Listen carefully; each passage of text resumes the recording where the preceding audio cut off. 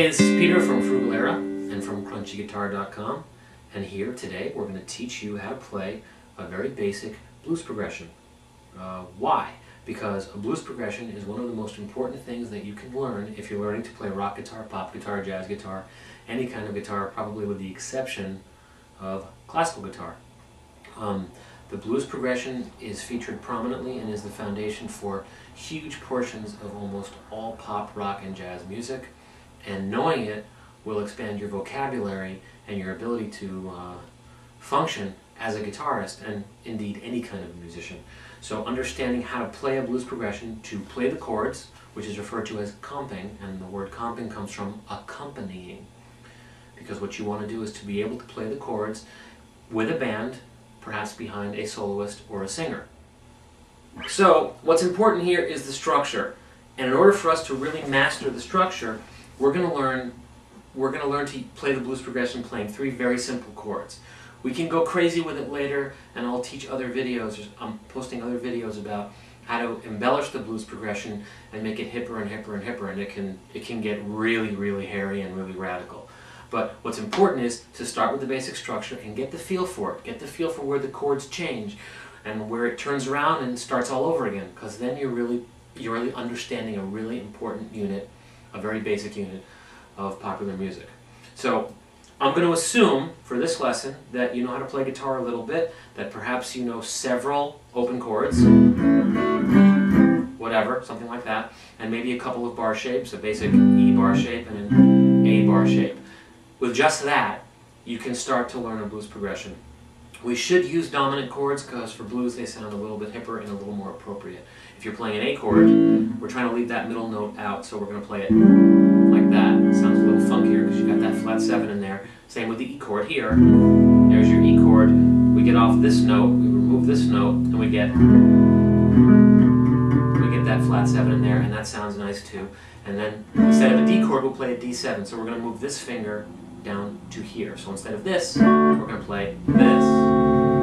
If you're a little bit adventurous, if you know this C7, if you know this C7 grab right here, this, which is a C chord with a flat 7, if you know this chord, a great D7 that sounds really cool is this one. And that's really good for our purposes here because we're going to play an A blues. Later on, it's important to transpose this into other keys because very few people play blues in A except for guitar players, and even guitar players, once they start to get more advanced, they don't play blues in A anymore. It becomes more like B flat. But for the purposes of this lesson, again, we're learning structure. So let's learn the blues progression, which is 12 bars. What's 12 bars? A bar is a subdivision of music. Here's a sample blues progression in F7. I'll show it to the camera, and you can see in this blues progression, this one's in F. We're not going to play it in F, but this one here is in F. You'll see that you've got 12 chord symbols, 4 F7s, then 2 B7s, then 2 F7s, a C7, a B flat 7, an F7, and a C7.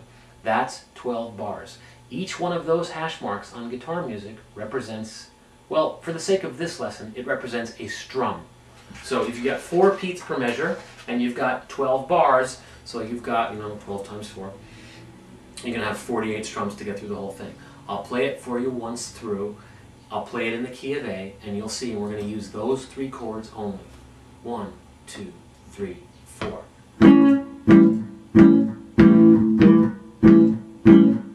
Third bar. Fourth bar, still on A7, now going to the D7. 2 bars. Back to the A7. Then to the E7.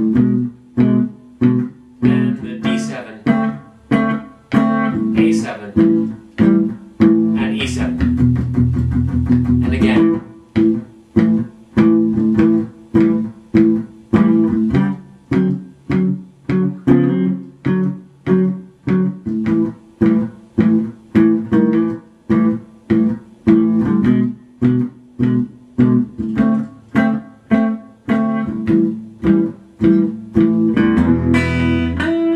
So anyway, you can see that there's your structure. I just played it through twice, and what you want to do is learn that structure and get it down. Later on, you can go crazy with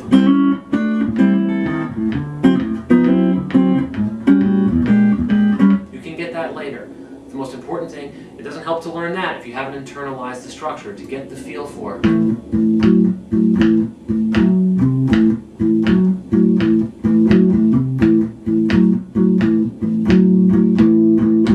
To the next chord.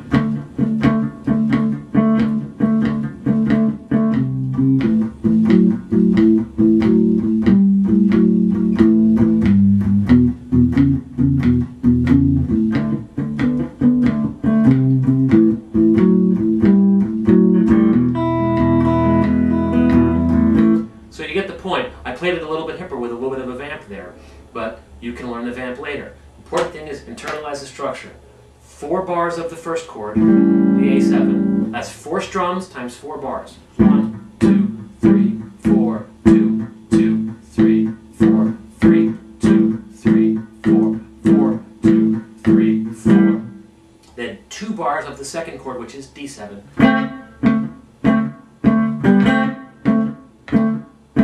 Back to the 1 chord. And then 1 measure, 4 strokes of the E chord, 4 strokes of the D chord, 4 strokes of the A chord, and 1 measure of the E chord to bring us back around to the beginning. Okay? So that's basically the blues progression, and you need to know the A7, the D7, and the C7, and learn the structure. If you go now and put on Chuck Berry's Johnny B. Good, or Roll Over Beethoven, or any number of blues tunes, you'll hear the same exact progression. Stevie Ray Vaughan's Pride and Joy. It goes on and on and on. You'll hear it's the same exact progression. There's shuffles, there's playing it slowly, playing it fast, there's all kinds of different variations of it, but at the end of the day, it's the same progression. Those same 3 chords, in different keys, but those same 3 chords make up the blues progression.